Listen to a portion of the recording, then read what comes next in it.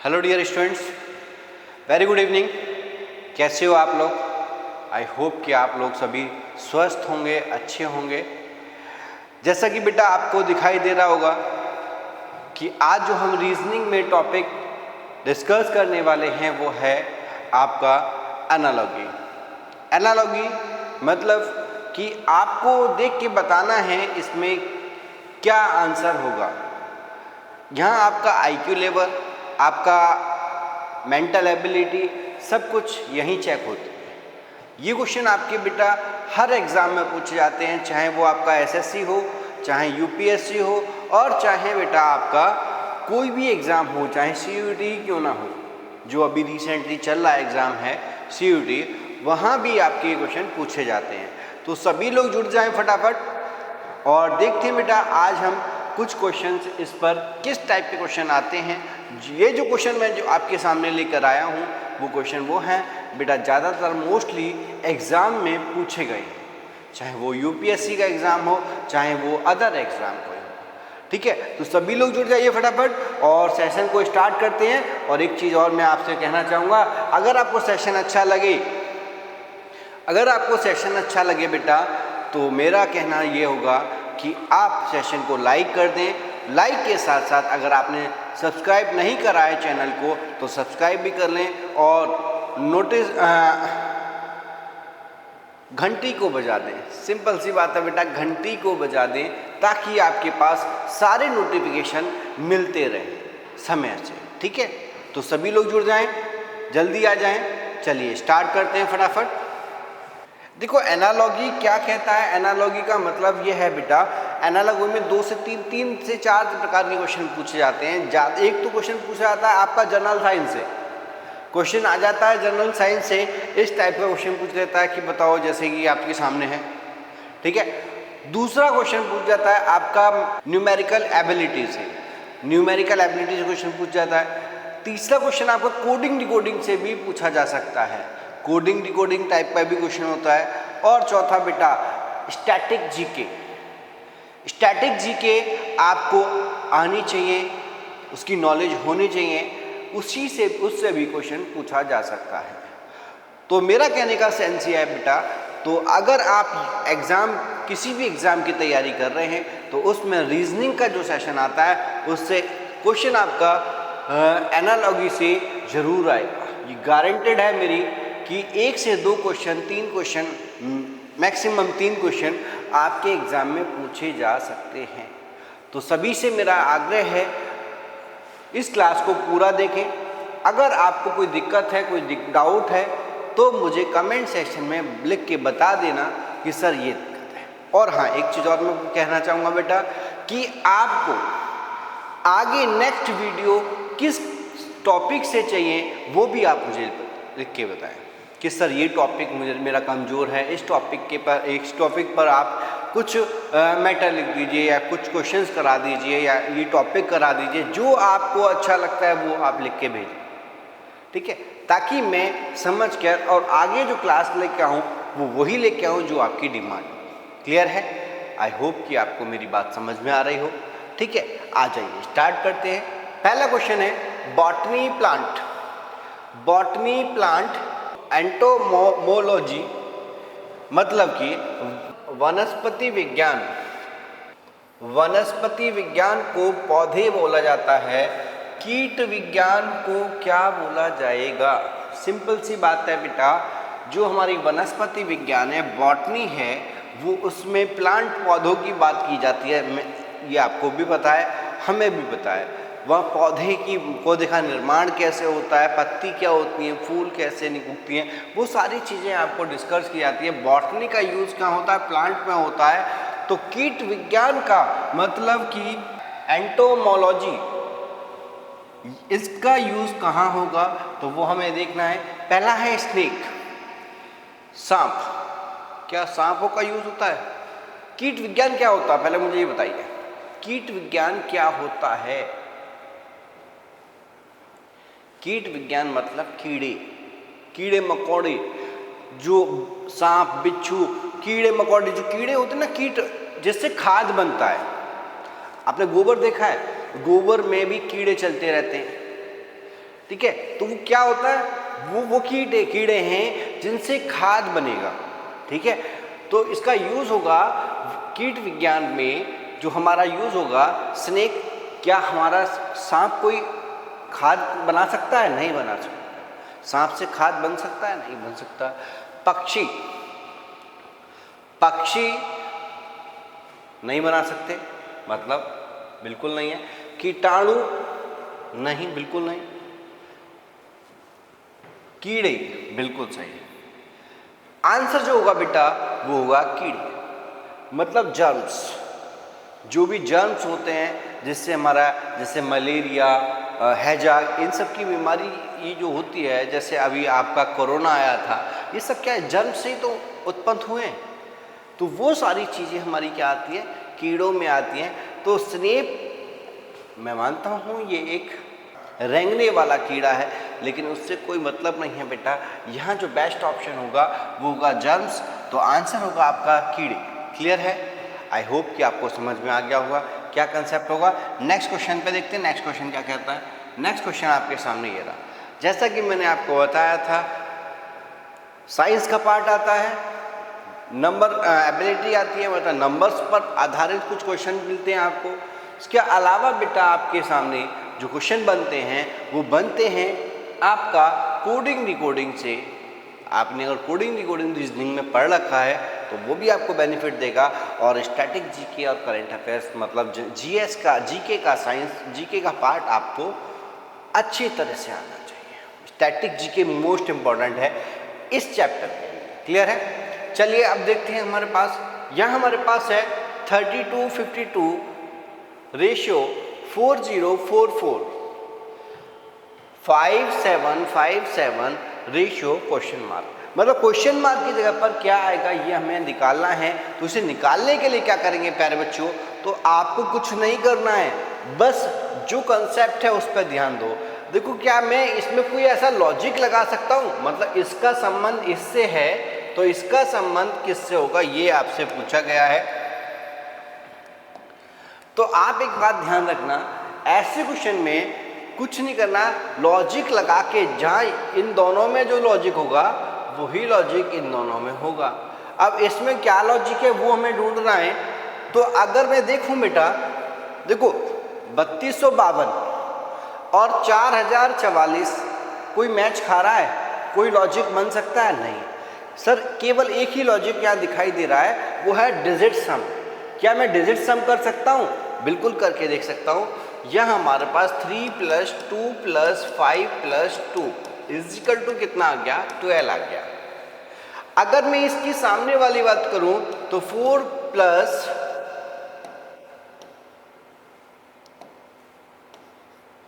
0 + 4 + 4 = 12। कितना आ गया बेटा? इन सब का भी सम क्या आ गया? 12। ये और ये बराबर हैं तो हमें सब पता लग गया सर, इसका भी सम अगर 12 है और इसका भी सम 12 है तो इन दोनों का जो सम हो, इसका जो सम होगा वही आंसर होगा। इनका सम क्या होगा बेटा? 5 + 7 + 5 + 7 = कितना आ गया? 24। 12 और 12 कितना होगा? 24। और 24 जिस ऑप्शन में होगा वही हमारा आंसर होगा। यह हमारे पास 9 3 जा 27, ये कैंसिल हो गया। 12 और 11 23, ये भी कैंसिल हो गया। यह हमारे पास 10 और 5 14, कितना आ गया? 24। यही आंसर होगा बेटा। 24 ही चाहिए था, 24 किससे आ रहा है? ये क्या हम डी को भी चेक करेंगे? बिल्कुल कर लो, क्या दिक्कत है। 9 और 6 15 5 20 20 5 25, यहाँ हमारे 25 आ रहा है, ये भी कैंसिल। आंसर क्या होगा हमारे पास? C option is correct answer. Clear है बच्चों? बस इस टाइप का क्वेश्चन। देखो जब भी आपको संख्या बड़ी हो, ये आप लॉजिक ध्यान रखना मेरा, जब भी संख्या बड़ी हो, डिजिट हो, तो वहाँ आपका मल्टीप्लाई डिवाइड ऐसी कुछ कंडीशन नहीं लग रही होंगे। आपका वहाँ सीधा सीधा कंसेप्ट होगा डिजिट सम या डिजिट से ही खेल, उनकी डिजिटों से ही खेल रखा होगा। या तो इन्हें रिवर्स ऑर्डर में लिख देगा या फिर किसमें, असेंडिंग या डिसेंडिंग ऑर्डर में डिजिट को लगा सकता है। ठीक है, तो आप ये ध्यान रखना, पहले सबसे पहले आपको डिजिट सम करना है, देखना है कि असेंडिंग डिसेंडिंग में तो नहीं लग रहा, दूसरा आपको डिजिट सम करना है, इससे ही पता लग जाएगा। क्लियर है? क्लियर है बच्चों? चलो आई होप कि आपको क्लियर होगा। नेक्स्ट क्वेश्चन करते हैं। नेक्स्ट क्वेश्चन आपके सामने ये रहा, एक ratio F proportion L ratio question mark, मतलब कि ए का एफ से जो संबंध है, एल का जो क्वेश्चन मार्क है उससे वही संबंध होना चाहिए। राइट, तो देखते हैं क्या कर रहे हैं। देखो ए की प्लेस वैल्यू 1 है और एफ की प्लेस वैल्यू 6 है, यहाँ डिफरेंस कितना आ गया, 5 आ गया।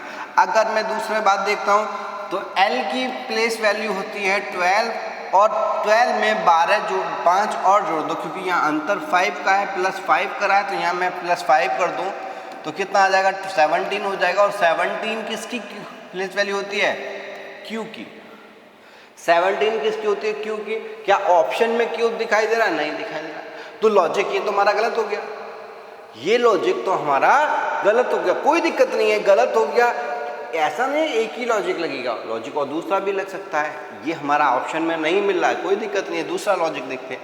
इतना इजी तो नहीं देगा बेटा, यूपीएससी का एग्जाम का क्वेश्चन है, यूपीएससी में पूछे गए क्वेश्चन हैं ये लगभग, जो मैं आपको डिस्कस कर रहा हूँ, तो ऐसा हलवा क्वेश्चन तो नहीं देगा ना, तो देखते ही आपको पता लग जाए। कुछ तो सोचना पड़ेगा, आपका आईक्यू लेवल क्या है ये आपसे पूछा जा रहा है इस क्वेश्चन में। कैसे सोच सकते हैं, देखिए और क्या कर सकते हैं, सर अपोजिट कर लें, ए का अपोजिट जेड, नहीं हो सकता। अब ए और एल में देखते हैं कितने का, 11 का अंतर है, एफ और एफ में 11 जोड़ दो, मतलब एफ में 11 जोड़ दो, कितना आ जाएगा, 5 और 11 16 हो जाएगा। 16 किसकी वैल्यू होती है, पी की वैल्यू होती है, सॉरी 6 और 11 कितना, 17 हो गया, तब भी 17 आ रहा है। 17 क्यू के लिए होता है, ये भी हमारा कंसेप्ट क्लियर नहीं है, ये इससे भी हमारा आंसर नहीं आ रहा है। तो फिर और क्या कर सकते हैं, और कुछ नहीं कर सकते, बस बेटा अब आपको देखना है इसमें लाइन कितनी खींची हुई है। ए में 2 लाइन लिखी है ये, और तीसरी लाइन बन गई ये, यहाँ आपकी लाइन कितनी है, 3 लाइन है। ए में 3 लाइन है, ऐसे ही एफ में भी 3 लाइन, 1 लाइन, सेकेंड लाइन और थर्ड लाइन, यहाँ भी आपकी 3 लाइन है। क्लियर है, यहाँ 3 लाइन और यहाँ भी 3 लाइन। और ऐसे ही एल में कितनी लाइन है, सर एल में 2 लाइन है, तो जो भी ऑप्शन दे रखे हैं उनमें 2 लाइन आनी चाहिए। अगर मैं ई में देखता हूं तो बेटा 3 लाइन है, 4 हो रही है सर, 2 नहीं है, पॉसिबल ही नहीं है, कैंसिल हो गया।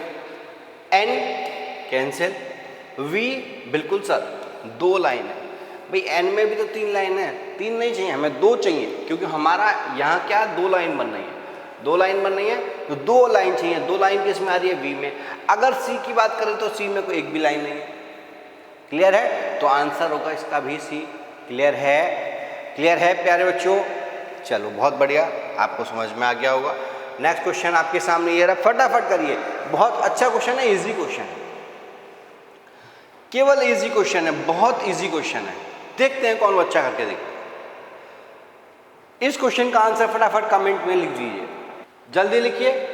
चलिए देखते हैं। देखो यहां हमारे पास डी की प्लेस वैल्यू कितनी है, 4 और ई की प्लेस वैल्यू 5। अगर इन दोनों की मल्टीप्लाई कर दो तो कितना आएगा, 4 × 5 = 20, और यहाँ हमारे पास कितना है, 10। क्या कुछ बनना है, हाँ सर 10 बन सकता है अगर मैं इसे 2 से भाग कर दूँ, अगर मैं इसे 2 से डिवाइड कर दूँ तो मेरा क्या आंसर आ जाएगा, 10 आ जाएगा। क्लियर है, क्लियर है बच्चों। चलिए अब इसे देख लें, h की प्लेस वैल्यू कितनी होती है, 8, और i की प्लेस वैल्यू 9, तो 8 × 9 कितना हो गया, 72, और 72 को अगर मैं हाफ कर दूं, 2 से डिवाइड कर दूं तो कितना आ जाएगा सर, 36 आ जाएगा। बस यही हमारा आंसर है। आंसर क्या होगा, 36। कंसेप्ट हमारा मिल गया, हमारा आंसर हमारे सामने है, कुछ नहीं करना, यही काम करना है। क्लियर है? क्लियर है बच्चों? चलिए नेक्स्ट क्वेश्चन करते हैं। नेक्स्ट क्वेश्चन क्या कह रहा है वो देखिए। ACPQ मतलब आपका कोडिंग डिकोडिंग से क्वेश्चन बन रहे हैं ये। अब कोडिंग डिकोडिंग से है तो A का ACPQ और इसे कोड दे रखा है BESU। क्या कुछ करना है मुझे? प्लेस वैल्यू लिख लो। मैंने आपको कोडिंग डिकोडिंग में बताया था जब भी क्वेश्चन आ जाए तो उनकी प्लेस वैल्यू लिख लो, इसीलिए दो बातें याद करवाई थी। प्लेस वैल्यू याद कर लो और अपोजिट वैल्यू, दो वैल्यू निकाल लो तो क्वेश्चन देखते ही समझ में आ जाएगा लॉजिक क्या लग रहा है इसमें। ठीक है, तो यहाँ हमारे पास क्या है बेटा 1, यहाँ क्या है 3, यहाँ क्या है 16, यहाँ कितना है 17, यहाँ कितना है 21, यहाँ कितना है 90, यहाँ कितना है 5, यहाँ कितना है 2। कितना अंतर आ रहा है इसमें? कितने का अंतर आ रहा है सर? +1 कर रहा है यहाँ क्या कर रहा है? +2 कर रहा है, यहाँ क्या कर रहा है? +3 कर रहा है और यहाँ क्या कर रहा है सर? +4 कर रहा है।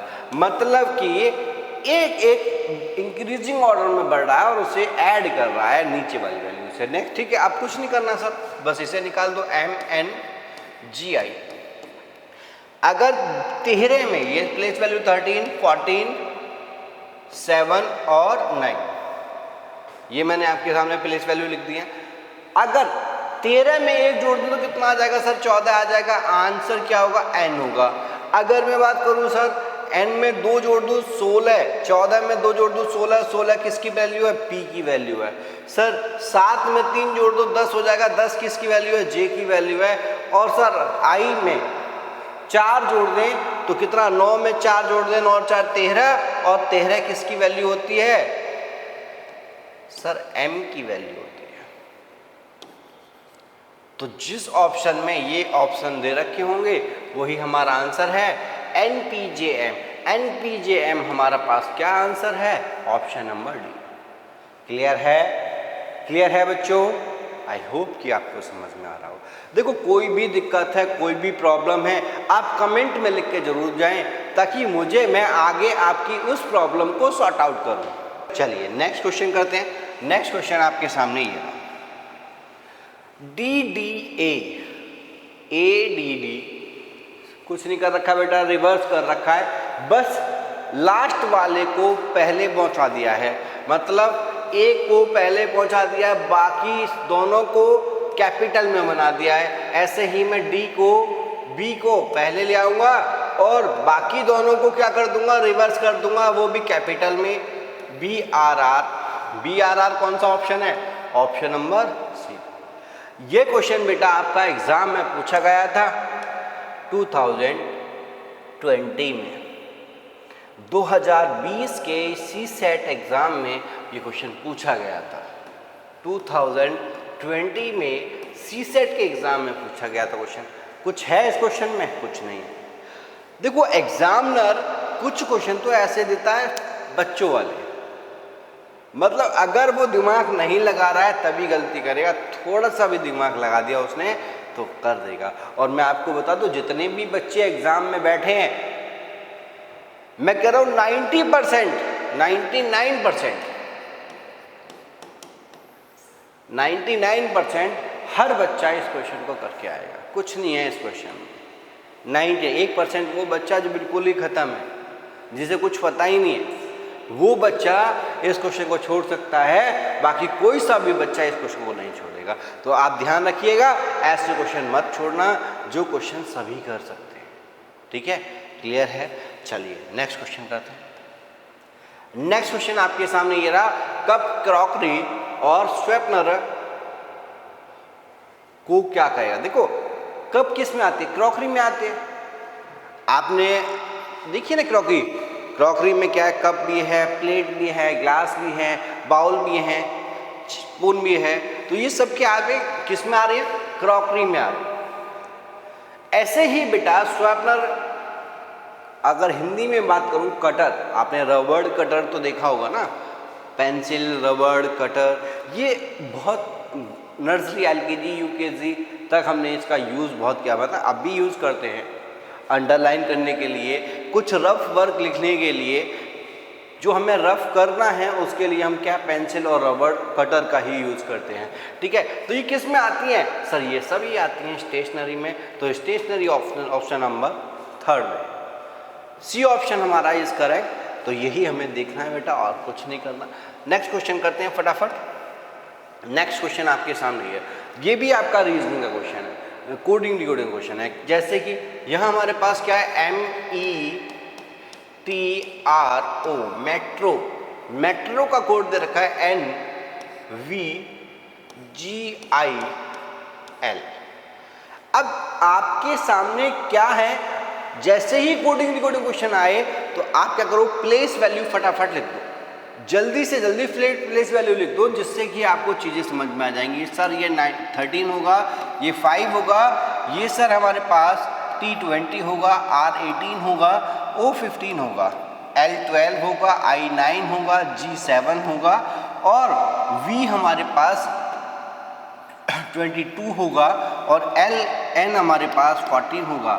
अब जैसे ही मेरे सामने ये आ गई प्लेस वैल्यू, तो मैंने आपको अपोजिट का एक कंसेप्ट बताया था। दो प्लेस वैल्यू का सम अगर 27 आ जाए,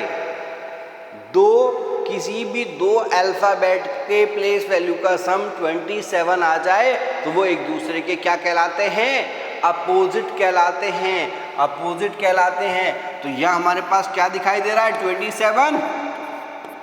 अरे 27 दिखाई दे रहा है। अगर आपको 27 दिखाई दे रहा है, बस क्वेश्चन सॉल्व हो गया।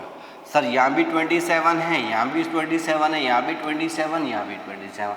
27 मतलब क्या, अपोजिट वैल्यू रख रखी है और कुछ नहीं दे रखा है उसने, अपोजिट दे रखा है। तो T का अपोजिट क्या होगा सर, G आएगा। R का अपोजिट क्या होगा, I आएगा सर। A का अपोजिट क्या आएगा, Z आएगा। I का अपोजिट क्या आएगा सर, R आएगा।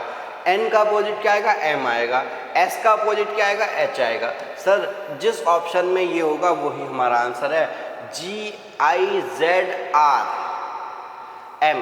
बी ऑप्शन में हमारा ये आंसर है। क्लियर है? आई होप कि आपको समझ में आ रहा होगा। क्या करना है हमें, अपोजिट दे रखा है बस, और कुछ नहीं करा इसमें। नेक्स्ट क्वेश्चन देखते हैं, नेक्स्ट क्वेश्चन क्या कह रहा है, फटाफट आ जाइए। ऑफिसर, बेटा इसमें एक क्वेश्चन में थोड़ी सी मिस्टेक है, यहाँ ऑफिस की जगह ऑफिसर होगा, R होगा यहाँ, क्योंकि यहाँ देखो अल्फ़ाबेट कितने हैं, 2 और 2 4, 2 6 और 1 7। यहाँ कितने हैं, 6। ठीक है, यहाँ भी 7 होने चाहिए थे, तभी इसका कोड होगा। यहाँ ई के बाद R लिख लेना, ऑफिसर होगा, ऑफिस नहीं होगा, OFFICER, ऑफिसर। ऑफिसर का कोड लिखा है इसने XVUURLI।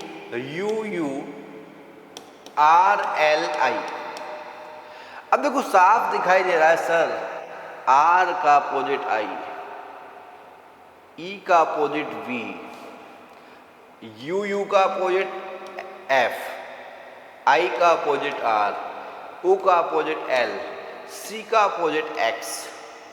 मतलब यहाँ भी अपोजिट ही दे रखा है, लेकिन किस फॉर्मेट में अरेंज कर रखा है वो हमें देखना है। अगर मैं देखूं बेटा, ऑफिसर का अपोजिट क्या होता है, O का अपोजिट होगा क्या,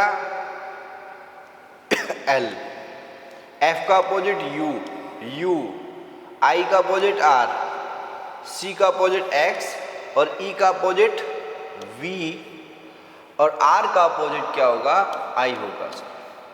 अगर मैं इस कंडीशन को देखूं और इसमें देखूं तो हमें कुछ दिखाई दे रहा है, बिल्कुल दिखाई दे रहा है। क्या दे रहा है बेटा, रिवर्स ऑर्डर में करा रखा है, मतलब डिसेंडिंग ऑर्डर में, पहले बड़ा फिर उससे छोटा, फिर उससे छोटा, फिर उससे छोटा।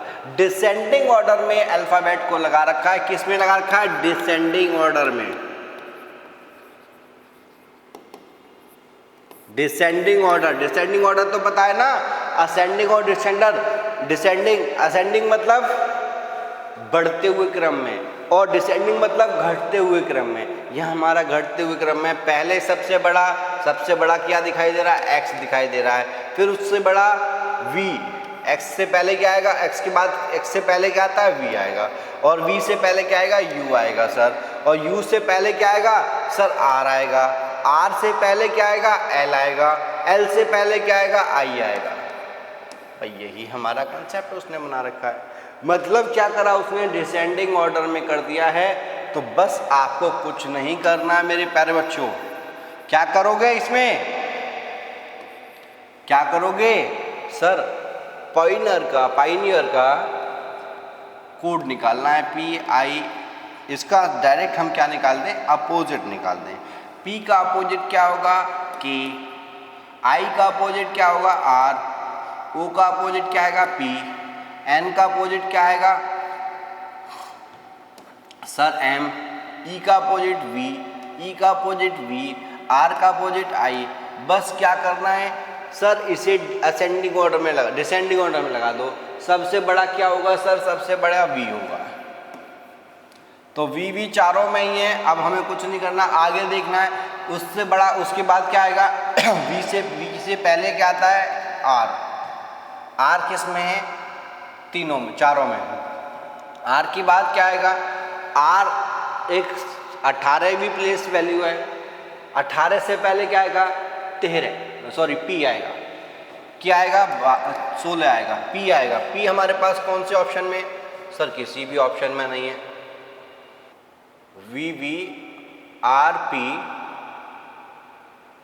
VVRP, उसके बाद फिर आएगा बेटा P से पहले क्या आएगा K आएगा, और K से पहले क्या आएगा, सॉरी M आएगा, K से पहले क्या आएगा M आएगा,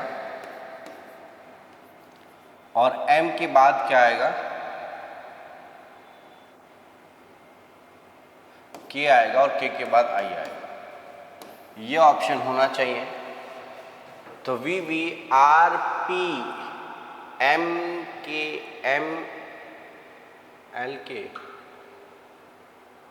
सॉरी बेटा P नहीं है ये, O का अपोजिट, सॉरी मैंने गलती कर दी यहाँ, चलो एक बार दोबारा लिख देता हूँ, ये गलत है बेटा, थोड़ा सा गलत हो गया।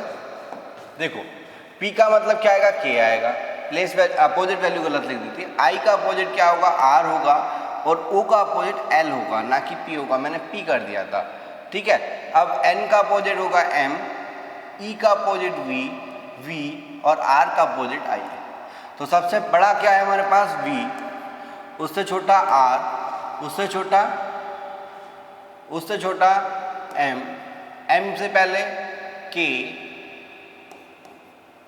M से पहले L आएगा, K का मतलब होगा 11, तो क्या आएगा L, और L से पहले क्या आएगा सर, अब K ले लो, और अब क्या आएगा सर I आएगा। टोटल कितने होंगे, 2 2 4 3 6 7 ही हैं, और 7, क्लियर है। VVRM LKI D option, option number D हमारा करेक्ट होगा। क्लियर है बच्चों। चलिए बेटा क्वेश्चन देखते हैं, लास्ट क्वेश्चन है ये आज का आपका। देखते हैं यहाँ सर हमारे पास साफ दिखाई दे रहा है सर 16 की मल्टीप्लाई, अगर मैं 16 का टेबल पढ़ता हूँ तो 16 8 जा कितना होता है सर, होता है 128। तो जब यहाँ सर ये है तो यहाँ भी 8 जा करते हैं तो हमारा काम हो जाएगा 14 8 जा कितना होता है 112। ये हमारा कंसेप्ट हो गया सर। तो आंसर बी होना चाहिए, लेकिन नहीं बेटा, यहाँ बी नहीं, दूसरा लॉजिक भी लग रहा है। और लॉजिक दूसरा क्या कह रहा है, दूसरा है 16 को अगर मैं 2 से डिवाइड कर दूं तो क्या आ जाएगा 8, और 8 की मल्टीप्लाई 16 से कर देता हूं तो कितना आ जाएगा 128 आ जाएगा। लेकिन अगर 14 को 2 से डिवाइड करते हैं तो वैल्यू होगी हमारे पास 7, और इनटू 14 करते हैं तो कितना आ जाएगा 98 आ जाएगा। सर ऑप्शन नंबर सी में 98 भी रखा है। तो दोनों लॉजिक से आंसर आ रहे हैं और दोनों ही ऑप्शन में भी गिवन है। तो ऐसे क्वेश्चन को कैसे करते हैं बेटा, ये यूपीएससी का क्वेश्चन है, लेकिन क्या है मैंने आपको ऐसे ही दे दिया है। लेकिन इसमें एक कंसेप्ट और है, इसमें ऑप्शन हिडन कर दिए थे मैंने। ऑप्शन क्या होंगे इसके, ऑप्शन होंगे, फर्स्ट ऑप्शन होगा, ऑप्शन नंबर फर्स्ट होगा 112, सेकंड ऑप्शन होगा बेटा 98, और थर्ड ऑप्शन होगा नन ऑफ दीज। और फोर्थ ऑप्शन होगा बेटा इसका option number first and second both. तो आंसर होगा इसका ये option number first and second both. UPSC ऐसे ही क्वेश्चन पूछता है। ये क्वेश्चन आपका ऐसे पूछा जाएगा, आपका आंसर ये होगा। कोई दिक्कत है, कोई डाउट है तो मुझे बता सकते हैं कि सर यहाँ दिक्कत आई है। कमेंट में आप मुझे ये जरूर बताएं कि सर क्लास में ये दिक्कत आई है, या अगर आपको क्लास सही लगती है, अच्छी लगी है तो आप मुझे ये भी बता सकते हैं सर क्लास बहुत अच्छी थी। और हाँ, एक लास्ट पॉइंट जो मैंने पहले भी बोला है आपसे, अगर आप नेक्स्ट टॉपिक क्या चाहते हैं, आप कौन सा टॉपिक चाहते हैं कि सर ये वाला टॉपिक पढ़ाइए, मैं उस टॉपिक को आपको पढ़ाऊँगा, ये भी आप मुझे कमेंट में लिख के दें। सभी बच्चों से आग्रह है, जिन्होंने लाइक नहीं किया है वो लाइक कर दें, और चैनल को सब्सक्राइब नहीं किया है तो सब्सक्राइब जल्दी कर लें। नोटिफिकेशन के लिए बेल आइकन को ज़रूर दबा दें। कोई भी डाउट है, कोई भी क्वेरी है, कोई भी आपकी कैसी भी क्वेरी है तो आप मुझे लिख सकते हैं कमेंट बॉक्स में। क्लियर है? तो थैंक यू बेटा। Okay, all the best.